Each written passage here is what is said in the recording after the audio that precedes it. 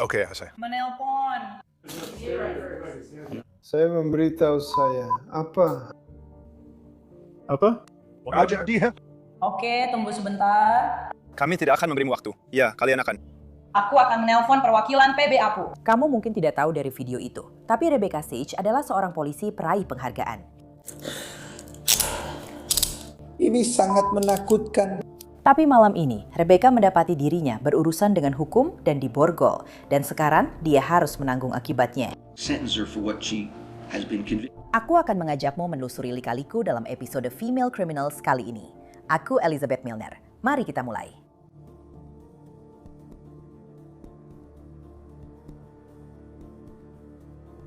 Toms River, New Jersey, sebuah komunitas pantai yang indah. Tempat seperti ini biasanya menjadi pilihan untuk menghabiskan akhir pekan di musim panas. Dan Berkeley Township, sekitar 8 mil jauhnya, adalah pinggiran kota lain yang dekat dengan pantai di Ocean County. Daerah ini dikenal dengan sekolah-sekolahnya yang bagus dan baru-baru ini dinobatkan sebagai salah satu tempat terbaik untuk tinggal di New Jersey. Penjahat perempuan kita membuat kehebohan di kedua komunitas ini. Satu keputusan buruk di suatu malam membuatnya kehilangan pekerjaan dan menyebabkan dua rekannya juga dipecat. Rebecca Sage adalah seorang petugas patroli di Toms River. Pada tahun 2016, dia dilantik. Impian Rebecca adalah mengenakan lencana dan melindungi serta melayani. Dan impian itu terwujud hanya 1 tahun setelah dia lulus dari Montclair State University dengan gelar di bidang studi keadilan. Dari luar, Rebecca tampak seperti bintang yang sedang naik daun, memenangkan banyak penghargaan karena pekerjaannya yang sangat baik. Pada tahun 2022, Rebecca menerima penghargaan kelas B karena berani masuk ke dalam rumah yang terbakar dan berhasil menyelamatkan pemilik rumah beserta hewan peliharaannya dengan selamat. Itu adalah tindakan berani yang membuat Rebecca mendapat liputan di situs web kota dan juga di situs alma maternya. Namun di balik penghargaan istimewa itu, ada sesuatu yang sedang terjadi pada Rebecca Sage. Ada sesuatu yang sedang terjadi di balik lencana itu, dan semuanya berawal dari putus cinta yang buruk. Where is she? Itu harus nyalakan. Ya, dia di atas sedang ngamuk. Oke, dia merusak pintu saya seperti ini. Pria yang baru saja Anda dengar mengatakan dia di atas sedang mengamuk adalah mantan pacar Rebecca. Rekaman kamera tubuh dari petugas polisi ini diburamkan di bagian-bagian di mana korban di dalam rumah ditampilkan. Ini adalah prosedur yang biasa dilakukan sebelum merilis rekaman ke publik. Mantan pacar Rebecca Sage telah meminta bantuan karena dia muncul dengan membawa tongkat polisi di tangannya. Dia tidak tinggal di sini. Dia sudah tinggal di sini selama 2,5 tahun. Dia sedang merusak barang-barang. Saya mengerti. Saya tahu ini masalah sensitif. Tapi dia harus keluar dari rumah saya. Saya cuma... Apa yang dia rusak? Itu depan. Dia merusak. Dia mengambil tongkat pemukul. Apa?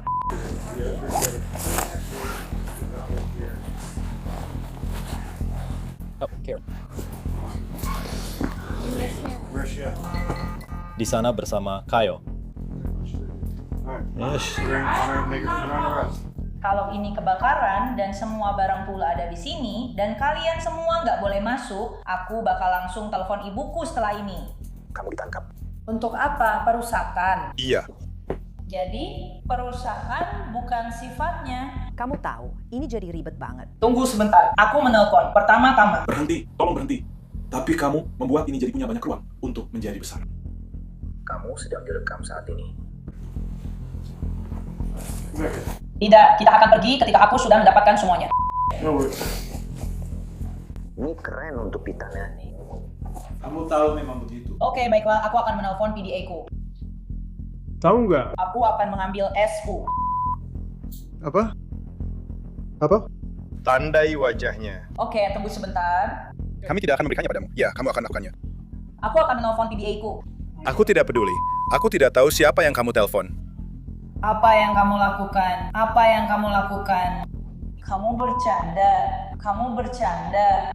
Aku tidak melawan. Kamu hanya bercanda. Dan mencengkeram leherku. Lepaskan aku. Ya, dia melakukannya. Halo? Rebecca, tolong tarik napas dulu. Aku baik-baik saja. Aku hanya sedang menelpon perwakilan PB aku. Berikan aku ponselku supaya aku bisa menelpon ibuku. Tidak, dia bisa memberiku ponselku sekarang. Ambil formulir KDRT. Mari kita lihat pertemuan ini dari sudut lain dan dari kamera tubuh petugas lain. Rebecca, Rebecca, aku tidak mau melakukan ini sekarang. kamu melakukannya, Rebecca. Aku melampiaskan semuanya padamu. Tapi berhenti sebentar. Tidak, aku akan mengambil semua barangku. Rebecca, Berhenti sebentar. ini benar-benar konyol, Kyle. Aku punya lemari penuh pakaian di sini. Aku punya semua.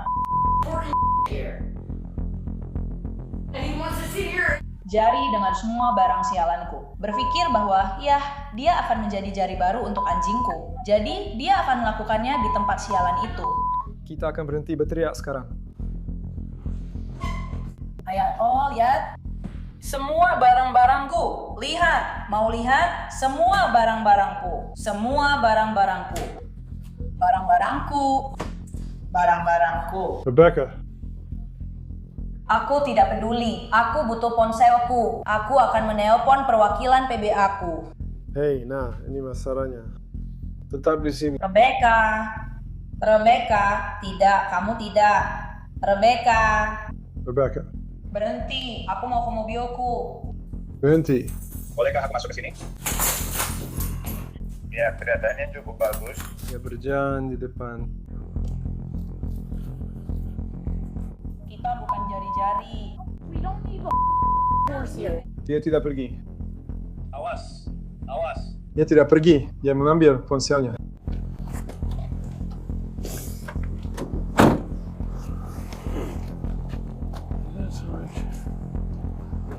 Ya, so. Rebecca. Ya, aku bisa mendengarmu.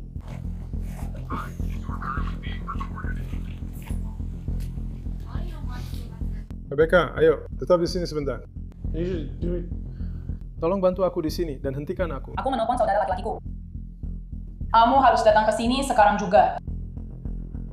Karena aku baru saja benar-benar kehilangan kendali. Iya, aku baru saja mendobrak pintu depannya. Rebecca Sage sekarang punya masalah besar. Dalam rekaman video, dia mengaku kehilangan kendali dan mendobrak pintu depan mantan pacarnya. Dan jangan berpikir sedetik pun bahwa petugas yang datang tidak mengetahuinya. Kamu harus datang ke sini sekarang juga. Karena aku baru saja benar-benar kehilangan kendali.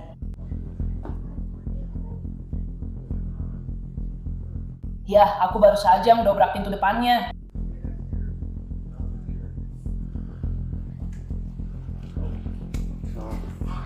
Dobrak pintu depan. Oh, dia ada di sini. Aku akan dengar, aku bukan masalah. Kalau dia bukan pembohong dan tidak menyimpan semua barang-barangku di sini dan anjingku, kita tidak akan punya masalah. Aku akan menelpon ibuku sekarang. Aku tidak peduli. Kamu ditangkap. Untuk apa? Perusakan, ya, dan merusaknya. Jadi perusakan bukanlah pelanggaran yang bisa dijadikan dasar penangkapan. Tunggu, aku menelpon dulu. Berhenti, tolong berhenti. Kamu membuat hidup ini jadi sulit. Harus begitu.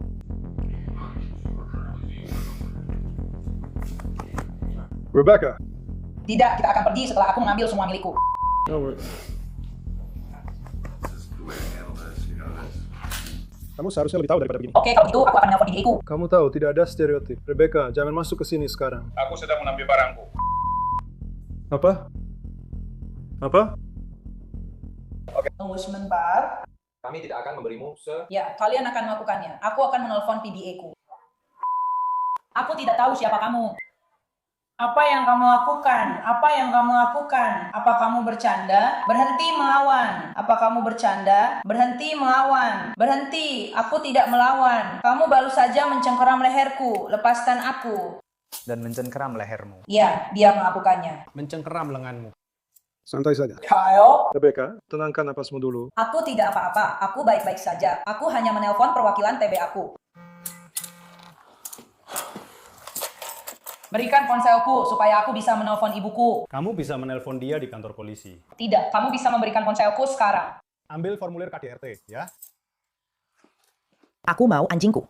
Aku mau anjingku. Kyle, aku mau anjingku. Right.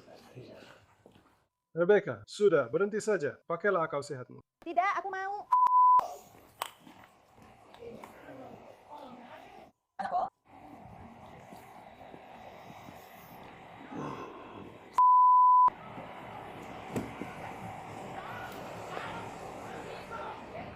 Aku muntah. Aku makin parah. Ayo, pergi.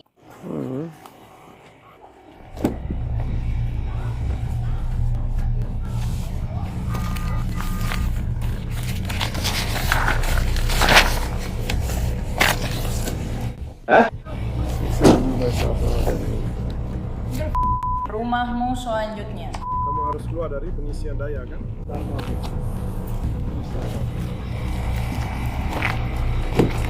Ambil mobilku. Setidaknya mobilku bagus, Sam. Ambil saja. Baiklah, ada yang mau ambil papan seluncur itu? Tidak.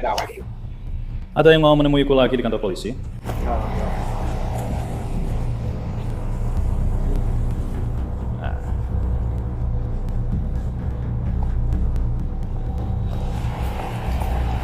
Apakah lihat apakah masih ada yang lain?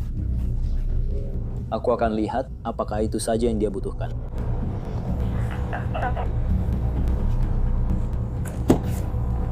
Baiklah, jadi aku juga sedang berpatroli. Bukan begitu cara aku menyelesaikannya. Tapi aku sudah mengambil ponselmu. Apakah ada lagi yang kamu butuhkan?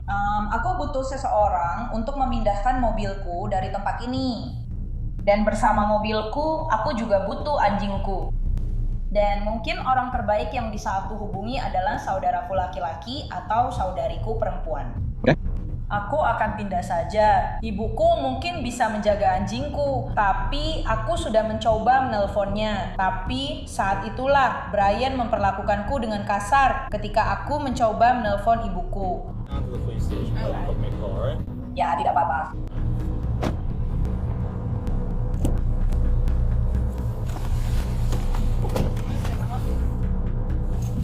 Aku tahu aturannya. Saat petugas itu bersiap mengantar rekan sesama polisi, Rebecca, ke kantor polisi, dia tidak berhenti bicara. Maksudku itu bukan seperti yang...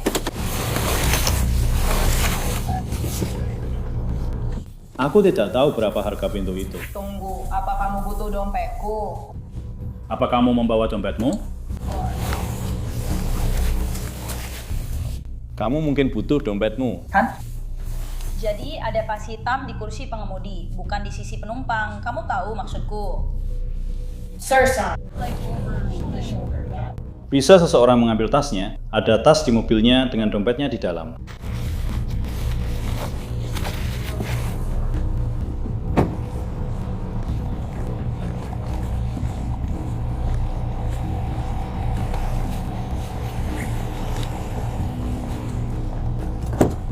Ini dia.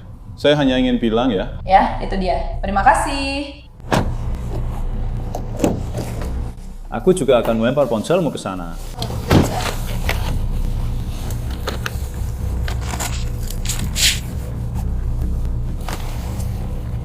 Kamu keberatan nggak? Soalnya tanganku terluka. Jadi bisa nggak kalau kita keluarkan saja? Ya, aku akan bilang ke Ibu P3K. Akhirnya, Rebecca dan petugas itu tiba di kantor polisi. Saat itu dia terlihat jauh lebih tenang dan sedang menelpon seseorang. Datang saja ke sini. Nanti aku jelaskan. Pokoknya, sekarang kamu dalam pengawasanku. Jadi, aku baru saja dibawa masuk sekarang.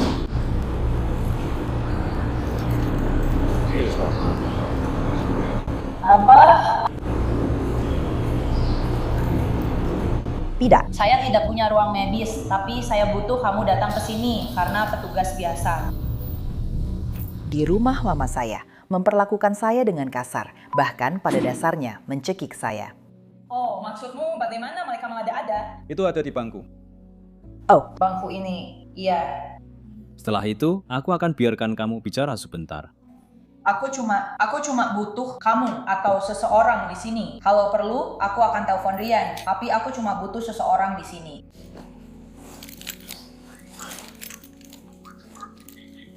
Iya, enggak. Aku sama sekali baik-baik saja dengan mereka selama ini. Aku santai kok.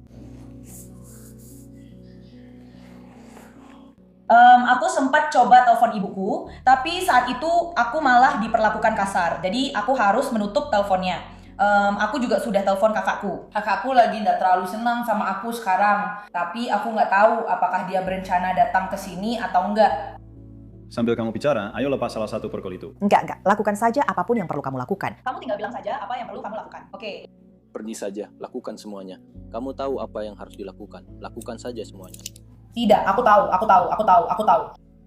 Aku benar-benar hanya ke sana untuk mengambil punyaku dan aku mengetahuinya. Aku akan jelaskan semuanya padamu nanti saat seseorang datang ke sini. Aku akan letakkan borgol yang bukan borgol di bangku.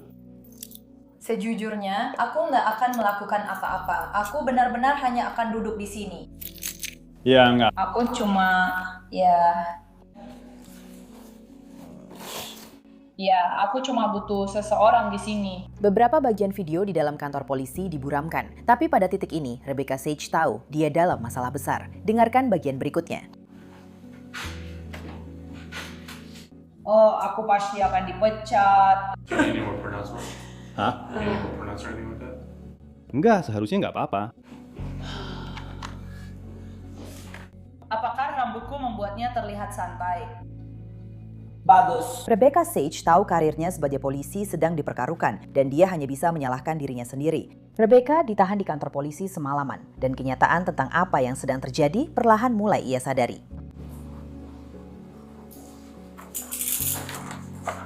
Maksudku, siapa yang memborgol dirinya sendiri? Maksudku, Kamera yang dipasang di tubuh akhirnya merekam sisi percakapannya dengan ibunya dan Rebecca merasa kesal. ada apa? Apakah dia akan datang ke sini? Lalu kenapa? Aku tetap akan pergi ke galeri. Tidak, Bu, aku tidak bisa masuk ke sana. Bagaimanapun juga, aku harus masuk ke sana dan didapa. Ibu tidak pergi ke sana malam ini. Aku masih di Berkeley. Tidak, Bu, aku tidak bisa melakukan ini. Aku tidak bisa melakukan ini. Tidak ada yang pernah ingin masuk penjara, apalagi seorang polisi. Jadi dia terus menangis kepada ibunya. Aku tidak bisa, Bu. Mereka seharusnya selalu menampungku. Jadi sepertinya aku tidak akan pergi ke sana malam ini. Jadi masih ada kemungkinan aku bisa pergi malam ini. Tidak ada hakim yang sedang bertugas sekarang, dimanapun. Sepertinya Rebecca ingin seorang hakim menetapkan uang jaminannya agar dia bisa membayarnya dan pulang. Tapi itu tidak mungkin. Dia berbicara dengan ibunya untuk terakhir kalinya sebelum dia dibawa ke penjara. Semoga hari ini, semoga malam ini. Kamu sedari dulu mereka memajuku.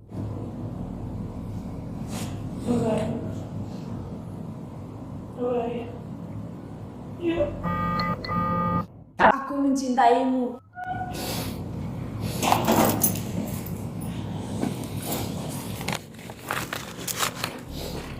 Hanya cincimu saja. Aku sudah menaruhnya di tas untukmu. Silahkan keluar dari sini. Kamu lewat sini?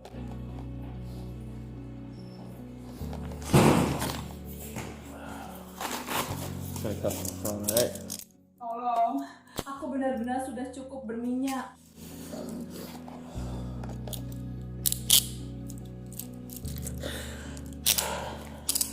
Ini sangat menakutkan. Ini agak ketat. Oke, aku bisa melakukannya. Biar aku pasang kunci ganda dulu, oke? Ya, pergelangan tanganku memang kecil. Aku kehilangan punyaku. Baiklah, Rebecca, tolong mundur ke sini. Duduk di sana, aku akan pergi ke sisi lain Buckley.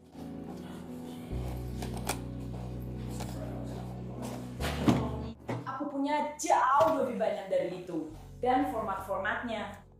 Rebecca Sage diproses atas tuduhan pembobolan, perusakan, dan penganiayaan ringan. Dia langsung dibebaskan. Jaksa Ocean County mengatakan itu karena reformasi sistem jaminan penahanan di New Jersey. Seiring berjalannya waktu, semakin banyak informasi tentang insiden di rumah mantan pacar Rebecca yang terungkap. Dan disinilah cerita ini mengambil arah yang tak terduga.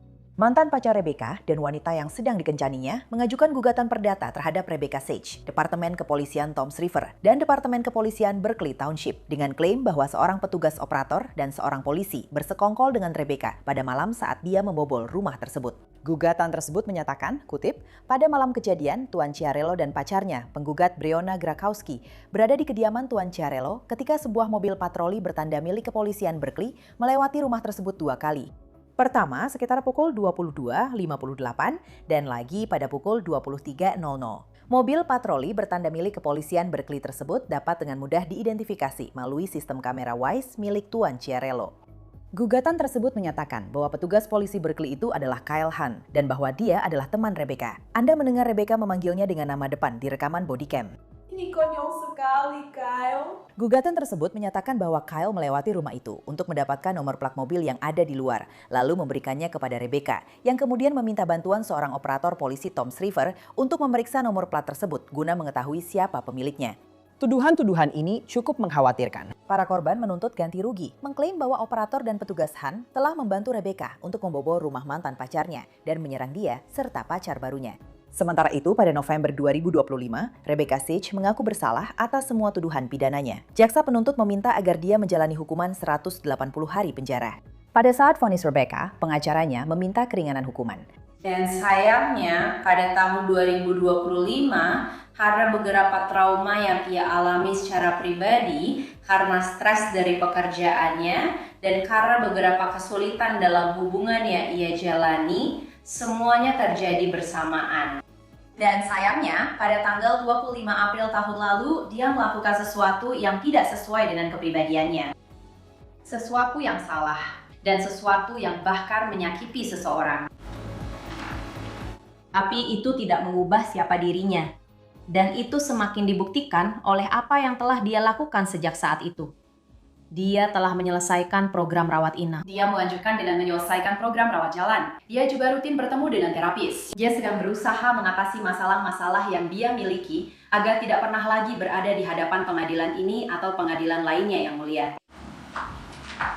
Dia juga telah mematuhi program manajemen amarah dan program pengawasan sebelum persidangan. Jadi Yang Mulia, pada saat ini, dia sudah menjalani 5 hari di penjara. Kami memohon kepada Yang Mulia untuk menanggap bahwa itu adalah hukuman yang cukup baginya. Ia kehilangan karirnya di bidang penegakan hukum yang telah dijalaninya sejak lulus kuliah, dan yang telah ia tekuni sebagai orang dewasa. Dia bahkan kehilangan kemampuan untuk menggunakan keterampilannya. Dan seperti yang Yang Mulia sebutkan, bahkan pada saat dia mengaku bersalah, dia bahkan tidak bisa menjadi relawan penjaga pantai meskipun dia telah berulang kali menyelamatkan nyawa dengan CPR dan bahkan dengan torniket dan hal-hal seperti itu. Dan ingat klaim dalam gugatan tentang petugas polisi Berkeley dan operator panggilan darurat, jaksa penuntut membahas keterlibatan mereka selama sidang vonis. Sebagai seorang petugas penegak hukum, sebagai seseorang yang diberi tanggung jawab untuk mencabut kebebasan orang lain dalam situasi yang sah menurut hukum, yang seharusnya hadir di saat dibutuhkan, tindakan terdakwa pada malam itu benar-benar bertolak belakang dengan apa yang seharusnya dilakukan oleh seorang petugas penegak hukum. Ini bukanlah keputusan yang diambil dalam sepersekian detik. Terdakwa ini tidak hanya melibatkan dirinya sendiri, tidak hanya ikut campur, tetapi melakukannya dalam rentang waktu tertentu. Malam itu menunjukkan bahwa dia dengan sengaja melakukan apa yang dia lakukan dan memang berniat melakukan itu dengan membobol rumah korban ini. Mereka sedang mencoba menonton film. Itu saja yang mereka lakukan. Tidak ada beban sama sekali. Lalu malam mereka pun terganggu oleh seseorang yang menggunakan tongkat dinas kepolisiannya untuk mendobrak dan membuka pintu depan karena dia tidak diizinkan masuk. Dan dia tidak hanya melibatkan dirinya sendiri, tapi juga membawa 2 orang yang sebenarnya tidak meminta semua ini, yang tidak ingin mendapat perhatian media, yang tidak ingin rumah mereka dilanggar, yang menurut saya sampai titik ini adalah salah satu pelanggaran terburuk yang bisa dialami siapapun di Amerika Serikat. Karena jika kita tidak merasa aman di rumah kita sendiri, di mana lagi kita bisa merasa aman, Yang Mulia? Jadi tidak hanya mereka harus mempertimbangkan hal-hal itu, apakah pengadilan harus mempertimbangkannya, tetapi terdakwa ini juga menimbulkan kerusakan besar bagi anggota penegak hukum lainnya. Seorang petugas lain telah kehilangan pekerjaannya, dan saya tidak mencari-cari alasan, memang seharusnya begitu. Seorang petugas operator juga telah kehilangan pekerjaannya. Saya tidak mencari-cari alasan, memang seharusnya begitu. Terdakwa ini juga melibatkan mereka. Dan dia melakukannya dengan sadar, dan dia melakukannya karena dia adalah seorang petugas polisi. Dan dia memanfaatkan itu sebagai bagian dari alasan mengapa dia bisa mendapatkan tambahan. Orang-orang yang terlibat. Saya cukupkan sampai di situ, Yang Mulia. Anda menggunakan tongkat polisi Anda untuk merusak kendaraan, lalu pintu depan, Kemudian masuk ke dalam gedung di mana dua orang hanya sedang menonton film. Pada akhirnya, Hakim Guy Ryan tidak mengirim Rebecca Sage ke penjara. Seorang terdakwa dalam posisi seperti ini seharusnya lebih paham. Maksud saya, jika Anda bisa melewati proses menjadi seorang polisi, dan saya rasa kita semua tahu, misalnya, bahwa Toms River Township bukanlah departemen kecil dengan hanya beberapa petugas. Tidak mudah untuk diterima bekerja di sana. Itu adalah proses yang sangat kompetitif dan berhasil bertahan di sana selama 10 tahun. Anda seharusnya lebih tahu, jika Anda adalah seorang petugas yang mampu meredakan situasi, dan seperti yang ditunjukkan oleh bukti dan penghargaan, sudah berkali-kali melakukannya, seharusnya tahu bahwa cara menangani situasi ini bukanlah dengan mendatanginya larut malam dalam gelap, tetapi mungkin keesokan harinya. Dan banyak simpati telah muncul tentang, ada anjing di rumah yang dulunya milik saya kira kedua orang itu, dan masing-masing dari mereka menganggap anjing itu milik mereka. Mungkin masih ada beberapa barang milik Nona Sage di rumah itu, tapi itu bukan cara yang tepat untuk mengambilnya kembali. Tapi tetap saja, saya bertanya pada diri sendiri, apa yang akan saya lakukan jika ini adalah terdakwa lain tanpa catatan kriminal? 14 tahun masa dewasa, menjalani hidup taat hukum, dan dihukum atas pelanggaran yang pada umumnya tidak berujung pada hukuman penjara. Apakah saya akan memberikan orang itu 180 hari? Jawabannya tidak. Saya tidak akan melakukannya. Hakim Ryan menjatuhkan hukuman 3 tahun masa percobaan dan memerintahkan dia membayar ganti rugi kepada para korbannya atas kerusakan yang dia sebabkan. Dia juga harus mengikuti perawatan kesehatan mental lanjutan. Itu saja untuk episode kali ini. Saya Elizabeth Milner. Sampai jumpa lagi di sini lain waktu dengan penjahat perempuan lainnya.